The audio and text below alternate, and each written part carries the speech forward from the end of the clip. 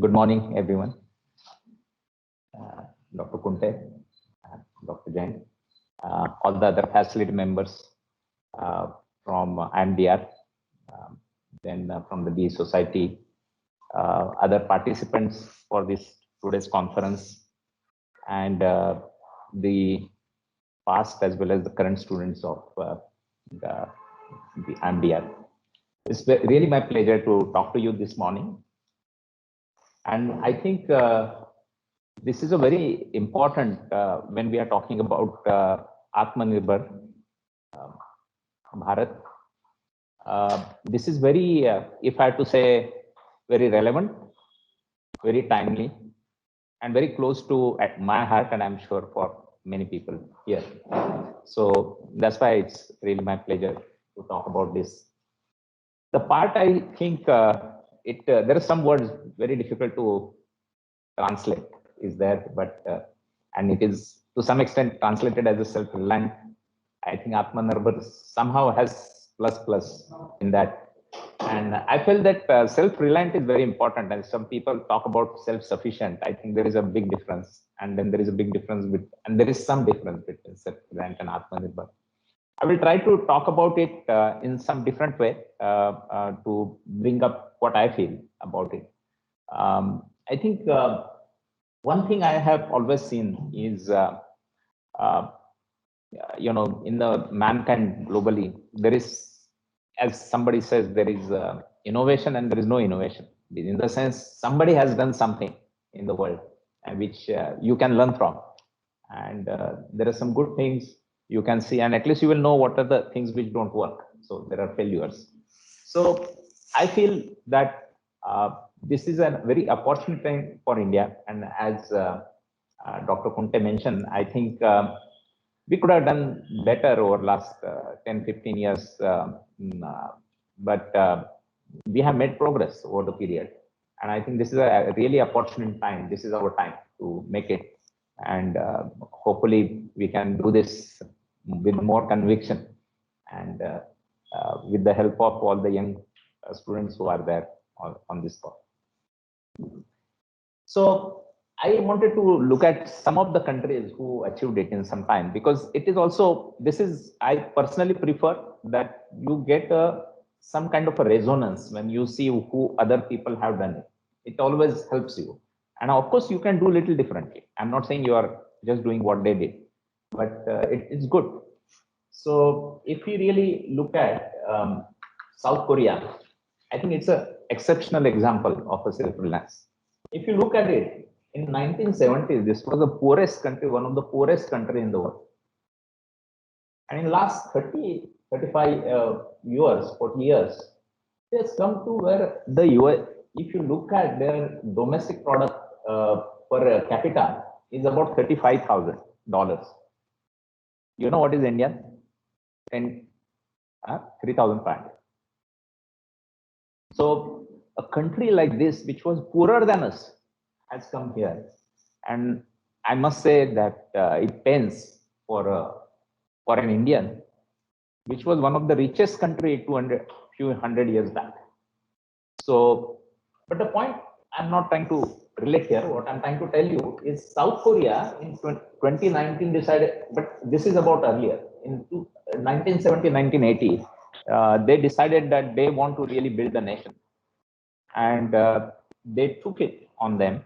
And some of the best companies in the world, most challenging companies in the world are coming out of South Korea. I'm sure you know all of them, but whether it is Hyundai, whether it is Samsung, LG, and many.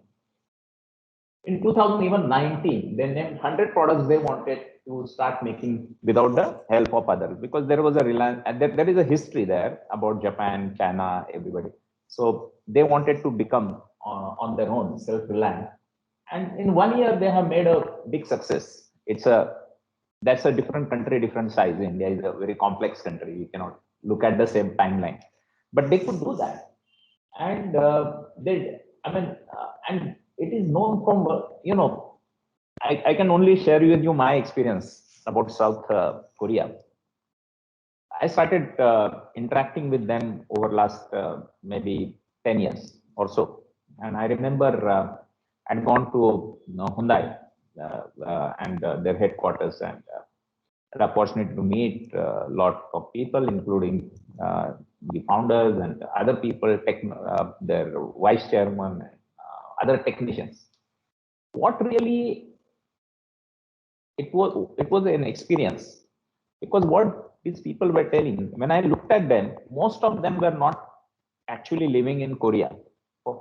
They had come from US or from Europe.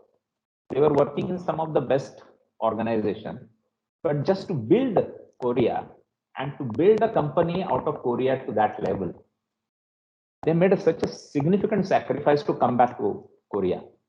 Their families, sometimes kids were college going, etc. They were there. They were staying alone here for 4, 5, 10 years. Some of them I know about 10 years. And they had an experience of working some of the best, but they came here. So there was 2, 3 things came to mind. One is the passion. The second is the competence, because they were some of the finest people, professionals across the world. And then, of course, the commitment to make the one of the best product out of Korea. And they were nowhere near that. If you remember Hyundai 20 years back, few people are, can remember, but it was not a brand which was known. It was a very poor quality. At that point of time, they said that we are not looking at other companies. We are looking at Toyota, and we want to look at, we want to beat them. At that point of time, they were number one, Toyota. So that kind of ambition, that kind of a benchmark, that really got them here. Take an example, not necessarily you have to learn from friends, you have to also learn from your neighbors. So China, unbelievable example. I think that they will turn around. I think we have to learn good things from them. And I'll talk about automotive. I little more understand, because being in similar business related more. But I have been again going to China for last 15 years, and at that time our Jay Shankar minister was their ambassador for China, and I think that point of time we were talking about these kind of things, and there again focus on building the nation and building the local businesses was so strong. They were nowhere in automotive. What they did is they invited everybody to come and build the vehicles there. That was old technology, that point of time, normal conventional powertrains, etc. They themselves invested, and those were all joint ventures. So they built a joint venture. Almost every state was told that they will build some car. Some build family cars, some build trucks, some build small cars, some build luxury cars. So they tried doing that. But they themselves focus on electrification, because they thought that that was the next what is going to happen. So as a country, they invest into electric cars. And there's so much support from the government. Now you can see here, the average retail price of EV, if you look at it, 2020, in US it is 55,000, Europe it is 48,000, in China it is 29,000. There's a lot of government support, but still, see, this is when you can build it is one of the largest market for automotive, and they made sure that they make it. And if you look at the number of models available in the market, US there are 17 electric models, Europe 60, China 138. So if you ask me today, if I go to some of the best known brands, they're very happy with, we work with Europe, they work with large companies, but tell me what China is doing. So the point is the focus, understanding, having a vision, having the foresight, and making a very good collaboration between the entrepreneurs and the government can create wonders. And I think this is again one example I can talk about. And we have our own example of Indian IT industry. It's again amazing story, and there are few people who really helped build this. And one of the, I would say, father of this industry, Mr. Kohli, he expired just last year. He was basically started TCS, founding member of TCS. So, so there was, India was known for, you can call it more cab drivers in Europe, right? In London, you go, you will see the cab drivers. You will see those kind of people, few doctors, maybe few lawyers. You know, I mean, we had history, right? Gandhiji was a lawyer, Baba Amke was a lawyer. So there were few people, they were good, great lawyers. India had also good lawyers, but never about technology. But when actually there was a technology shift which was happening, there was a vision, foresight, and a lot of commitment to make that happen. And that's why now India became one of the foremost player, undoubtedly the foremost player in technology. And now, if you look at what India is related with, I mean, earlier it was only Taj and this. Now they talk about IT, they talk about technology. And fortunately, some of the brightest Indians are leading the best of the companies in the world. That furthered that cause. But I think the point is, this was an industry, and the from nothing we build this industry. The main advantages I see, I mean, there are numbers. I mean, it's a 7-8% of our GDP, which is a significant part for our industry, which was not there 30 years back. But the key part I feel is the employment it has created. I think it is a very important part. As you mentioned, the employment is a very, very crucial for us. And I was just sharing the data just before, 60% of my employees come from rural areas. So that impact is not only in the city, it goes far more further. And then it creates its own benefit, right? And that's how the economy. So I think IT has led us in last 20, 30 years. It created everything. I mean, if you ask me, our construction industry has thrived only on this industry.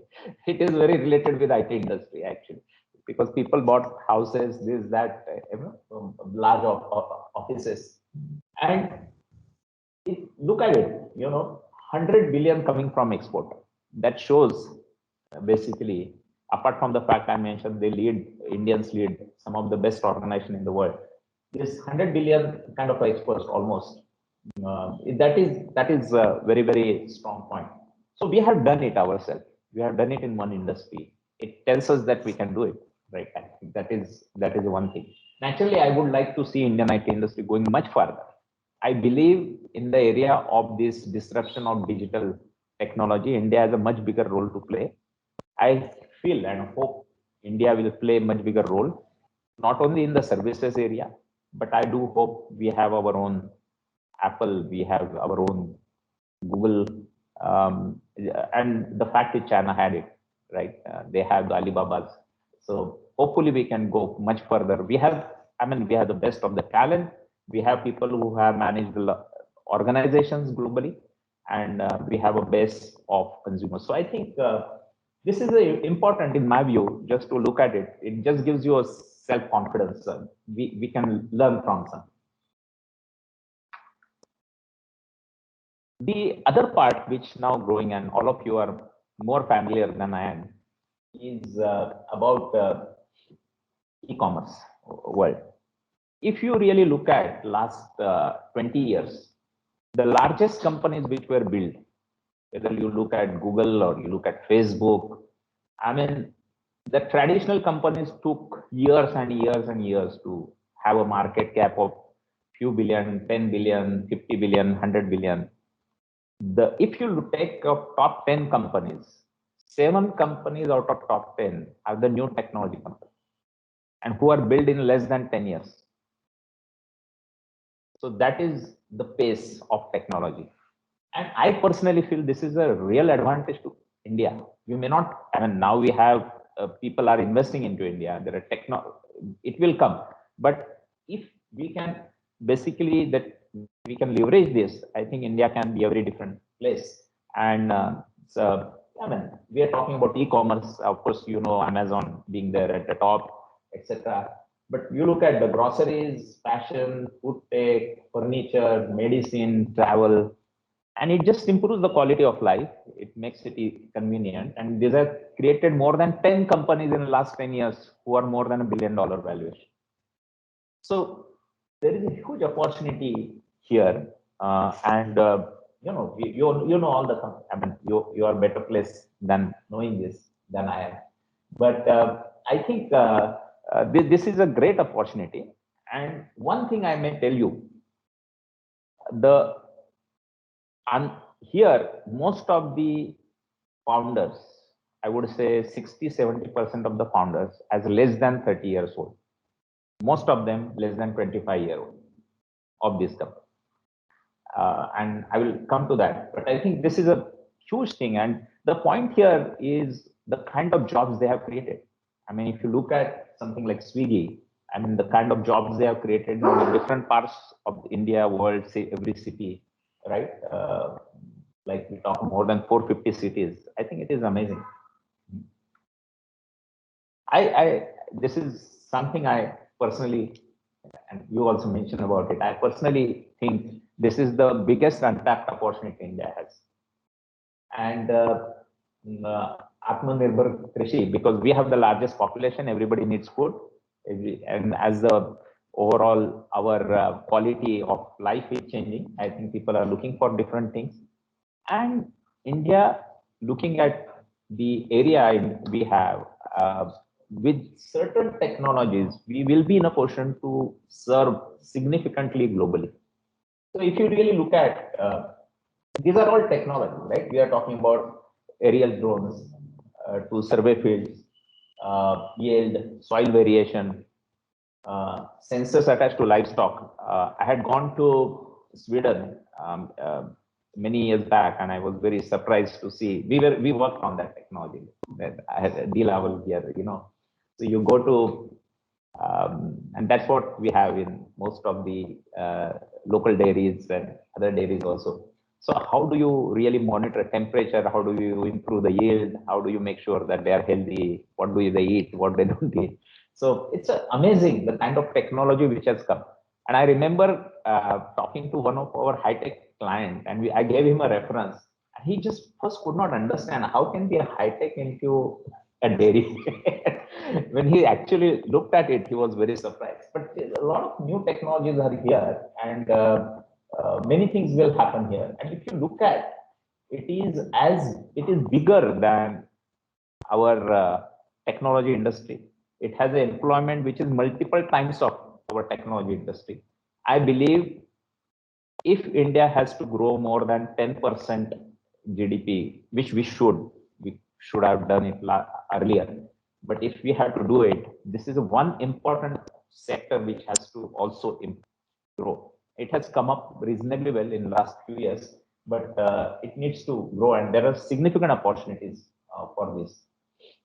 I don't want to spend too much time on here, but there are many startups, even in Pune, we see in agriculture, which has come, which gives overall solution about the agriculture products and services which are available on the supply chain, how directly farmers can deal with the end consumers.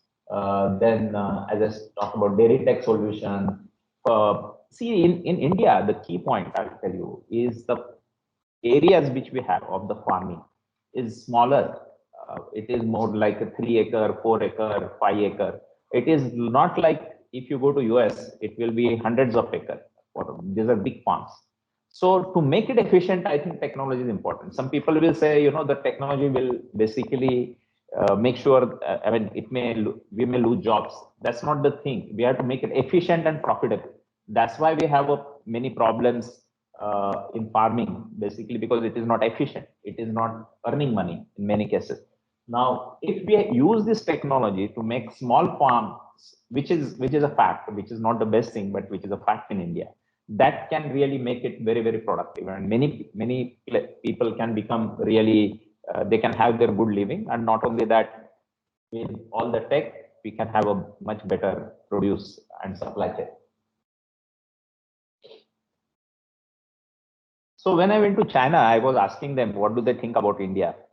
So they thought there were two places where India is ahead. It's good to hear also from them. So the first they said technology we cannot catch India into software services and technology area. The second they told me is about Indian pharma industry. At that point of time, they told that the pharma industry will have a big potential and Indians are ahead. You see the chart. 1975% Indian pharma, 95% global pharma. If you look at 2020, it's a 5% global pharma, 95% of Indian pharma. And of course, we are going global, right?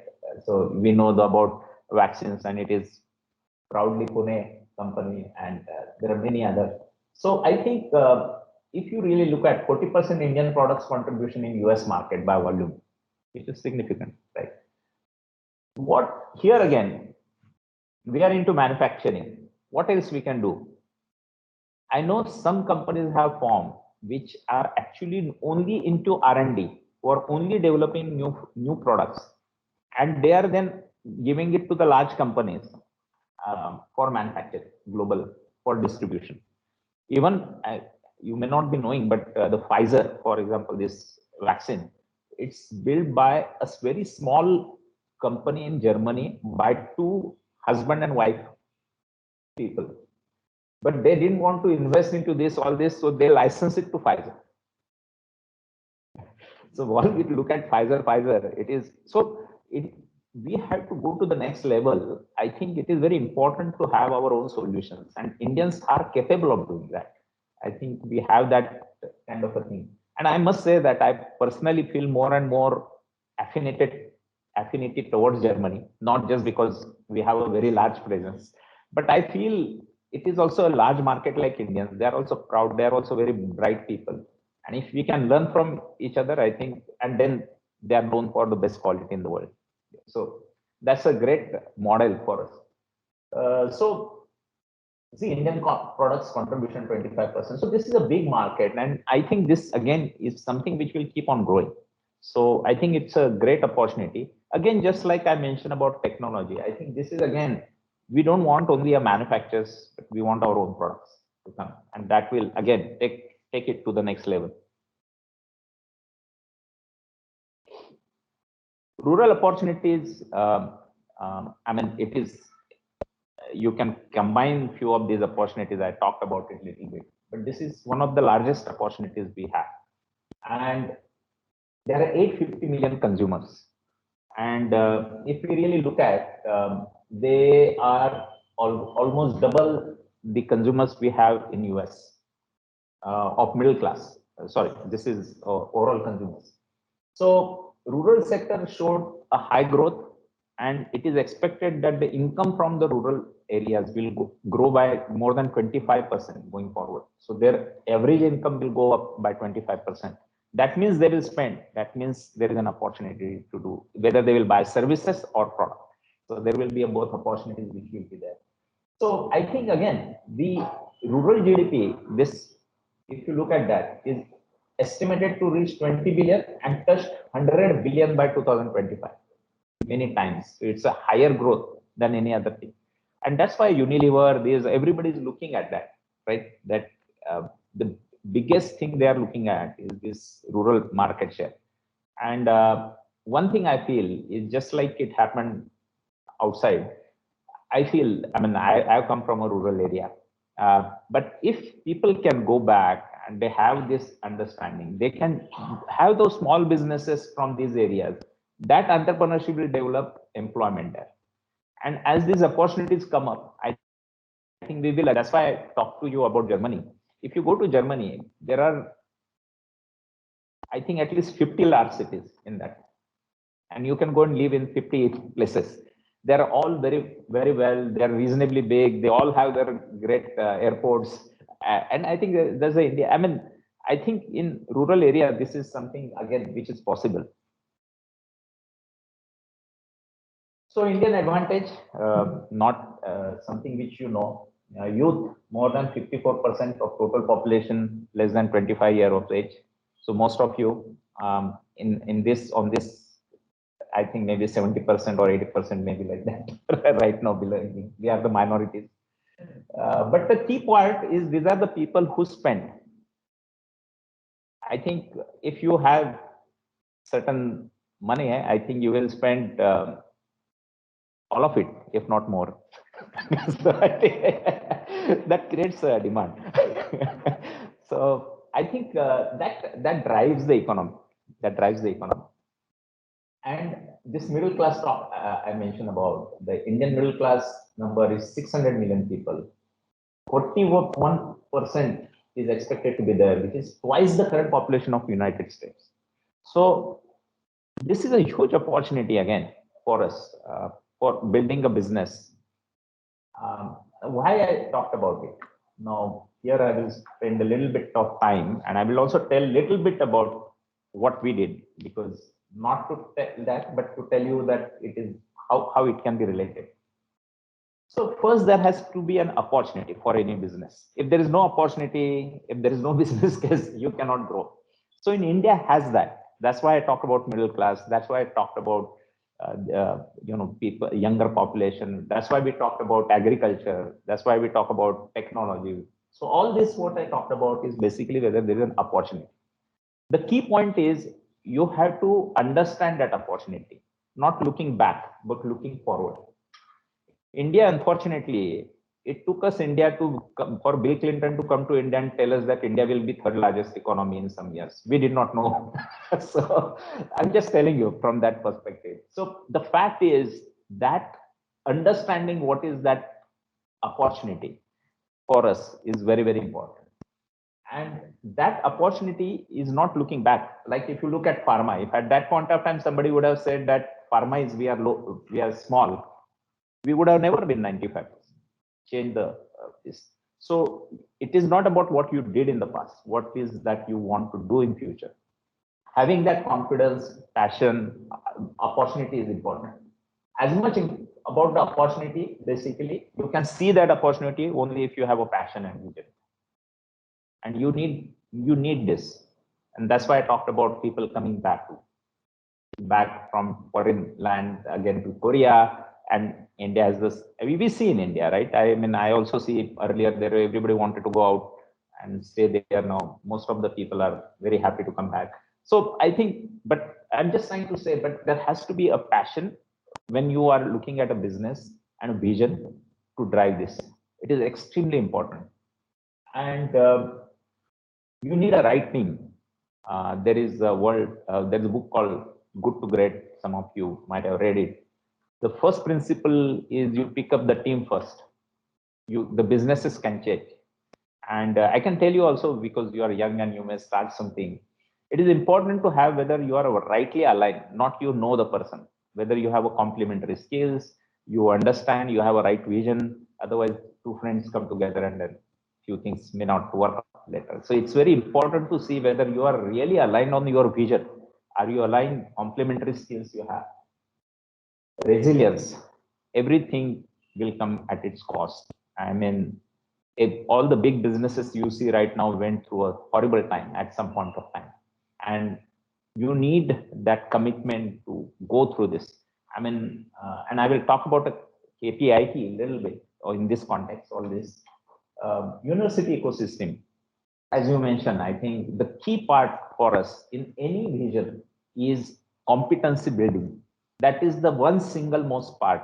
Are you building your competency every day, every month? It is not once you did. It is not a refresher course. It's almost learning everything new.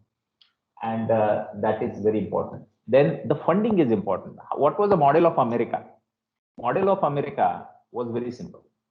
They had a great roads, great supermarkets, and they just gave people, brought the best of the talent, gave them the immigration and got them to US. And they had the best of the university for them to take, them to go to the universities, and they stayed back and they built the businesses and they provided the capital. That's how the banking and the VC, that was the model. You have the best universities, you provide the capital, and you get the best of the talent. Fortunately, of course, we would welcome talent from outside, as I said, but we have our own talent. if we have a university ecosystem, which is good. Now, I think this autonomous thing is also very good. I think hopefully it will build a bigger this, and we have that, and the governance is required. With that, I personally think that this is what you require to really build an economy or a leading economy, and this can take India there. Now, I will just tell you about this, and these things keep on changing. Okay, so as you might know, because I'm a chartered accountant, I was running a chartered accounting firm, which was a very small firm for us, which was a 40-year-old firm from our earlier, very good name, very good ethically in ethics name, ethical company, but small, 10, 15, 20 people. When the young people joined the firm, and then we thought that we had to build a large, we want to be top 10 first that time in India first, being here. Then we looked at the strategy and thought that, okay, the best thing is to go for the new services than the existing. So we went into management consulting. That's how we started building. We built that, and that's why I continuous learning, right? I went to a management school for a few months, came back, and we started IT as a company and started giving services to our company. Then we realized, we should not compare with CA firms. We should now compare with technology companies. Then we said we should be at least top 10 in the technology companies. It took us some time, 15, 20 years, to build a company, which again became a top 10 in the software business. We came there. And how did we do? We focused the passion. We had a passion. We said, we'll not do everything. We'll focus on only manufacturing, because we thought that was a segment we were passionate about, and we will do it there. And that's how we built that. And just 2 years back, we thought there is a third stage now. We don't want to be top 10 in India. We want to be top company in the world in one area. And that's why we thought that we want to be the best company in automotive software for autonomous electrification and digital connectivity. And we split the company. We invested all we had and plus messages to build this exciting journey to become the best company in this world now. So you see, the vision keeps on changing. You need to be passionate. It is not what you feel. I mean, many people told me, including about I personally don't consider I'm a spent force, but I'm just saying at this age, you can encash and stand. But I think the point was that mission, and our team, where we had about 200 people who have worked with us for more than 15, 20 years, very passionate. And I know they are the best, and we want to build the best company in the world. And so we went after that. We built the companies, like you looked at where we had built Germany. This is our largest center outside India. We have a 700 people center in Munich, which is the most expensive city in Munich. Though we build in China, we build in US, we build in Korea. So wherever there is automotive, in Brazil, so wherever there is a automotive, we went and set up the centers. We have global team with us now. I mean, I must say, while I'm proud Indian, we have a global team, which is a part of this dream that we will build the best company in the world in this. And that is, and the resilience. I mean, when this Corona started, the infection, you might be knowing automotive companies were the worst hit as long after the airlines. And a lot of people thought, wow, you had a big company, you started another company, and now you see the automotive, what will happen. But let me tell you, it just took us 6 months to bounce back. 6 months, we are again at the top. And we believe that we will grow and outgrow and we will be on our path to our dreams. And we have just lost 6 months. So I think the resilience is very important. The self-belief is very important. You have to fight. And I think that is very, very important. And when we said that we will be the largest company in the world, what does it mean? That I will not have people to hire from, right? I'm the largest. So I have to build a talent. So we decided that we will build a culture of learning, and competence is the key part. So before this education some new policy has come and it may take time to build.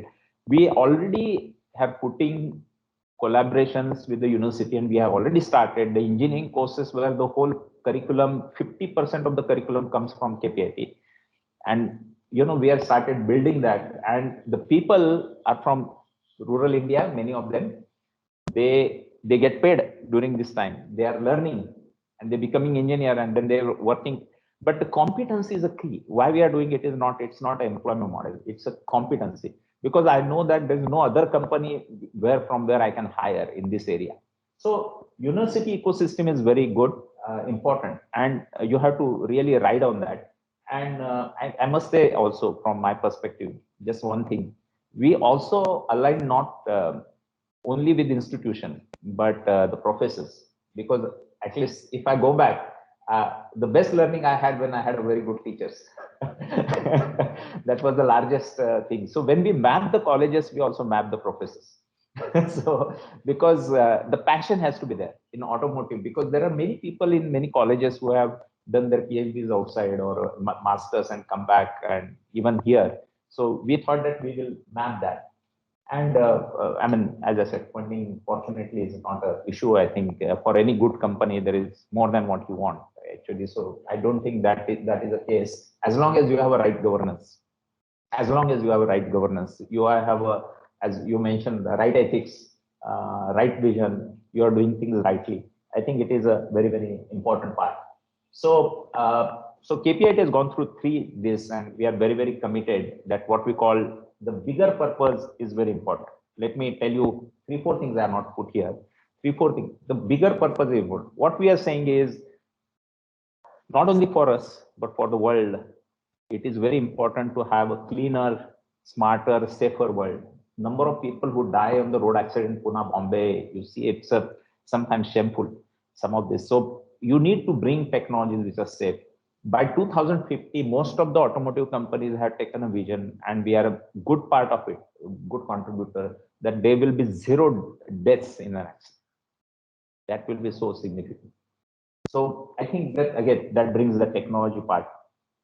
The important part is a global benchmark. What I mentioned about us as well as the other companies who have done well is basically clearly paranoid about this.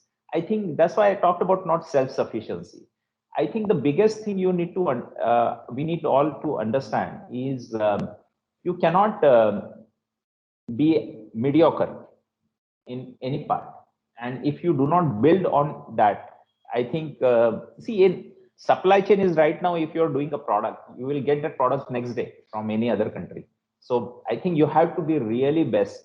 Yeah, whatever, sometime you may say that there is a ban on Chinese apps or ban on this, it's all short term. You will get a 5-year advantage, you'll get 10-year advantage. Only best will survive. So being a paranoid is very important. Skills and competencies is undoubtedly the only thing I would say. But there are 2 important parts I would like to put. One is celebration. I think we as a country, and we have to celebrate entrepreneurship, whether it is a success or a failure. Hopefully success, but failure also, as long as you have done it with the right mindset and I mean the ethics are correct. And that's really the culture of Valley. They celebrate success, and even the people who have failed, they get a lot of money for the new business because they know what has gone wrong. I don't want to say this in so many words, but when Ratan Tata became the chairman, he did not have as much success behind him. But so if you look at that, so it's very important. But the celebration of success and celebration of failure, both are as much important. And they should not be looked at, they are making money. What you have to see is what is the jobs you have created, what is the value you have created for the country, and what is the bigger cause you are contributing to. I think that is the difference. We have to make a change. And even here in policies, etc., we are welcoming others, but we are not supporting Indian entrepreneurs or successes, failures. And on the newspaper, you see only negative news. There's so many positive things around. So as long as things are correct, I think celebrating entrepreneurship is a very, very key. And last but not the thing is sharing. I think I must say that we are very poor in that as a country, and even our big thing. I mean, the biggest. When I sent my daughter to USA for education, I think the biggest thing I thought about that was really some of the best minds. They have earned so much and they donate so much for the right cause. So as Bill Gates said that he doesn't want to be known as the richest person because anyway somebody will become richer someday. That is okay, but he wants to be the biggest philanthropist in the when he leaves. And I think we have a lot to learn. I hope if the entrepreneurs are getting created and we celebrate that and they can share a little bit, I think we will be at a different place. So I would say that the one last part I would like to say is we have to be successful. China, again, this is one thing. So China's are little bit scared about India, and the some of those guys were told me is in China the business has succeeded because of government. They said in India you succeed in spite of government. I think it's a great strength for us, and hopefully government helps us. But and things become better and better on the long term. It is not about one government, two government. I'm talking about a long term consistency that helps. But I think that is a very very important part. And for your failure, you cannot take anybody else as a accountable. You are accountable. You can build it, and once you do that, I think that is the main part of the game. Is you have to take the accountability of your success and failure. So coming back to Atmanirbhar Bharat, I think, as I said, I never believed in the first, to tell you very openly, the make for world, I always said, because the best only survive. That is very important. And that other point, increasing the value addition, only manufacturing will not help. We need to own the content. So this is very, very important. Local capacity building is important in the sense jobs are important. In India, it's a big thing. I think it's a really worrisome. We have to really build jobs. Hopefully agriculture and others. So both will help us. Promoting startups and entrepreneurship, young age, capital, that's quite possible. And bringing down the import bill, I personally prefer that is absolutely correct, but increasing the exports, because if you become the best in the world, you basically bring a lot of exports as well. So is Atmanirbhar Bharat, I hope can really be the change point for us. And whenever I saw a dream in the past, I thought of a different country. And all the names you took, I think they're all our idols from Arvind, they were all different visionaries. So I think we build a different kind of India. We can do it in a different manner. I must say that I feel personally, this is the most exciting time in my life. Next 10 years are going to be most exciting time in my life to create something which will make me proud, my team proud, and India proud, become the best company, and will help in reshaping India to some extent. I think I'm very jealous of you. You are starting your career now. You have much more time, but time runs fast. So, so I'm very envious of you that you can build a new India. You can do good for yourself. There are enough opportunities, and hopefully good for India. Jai Hind.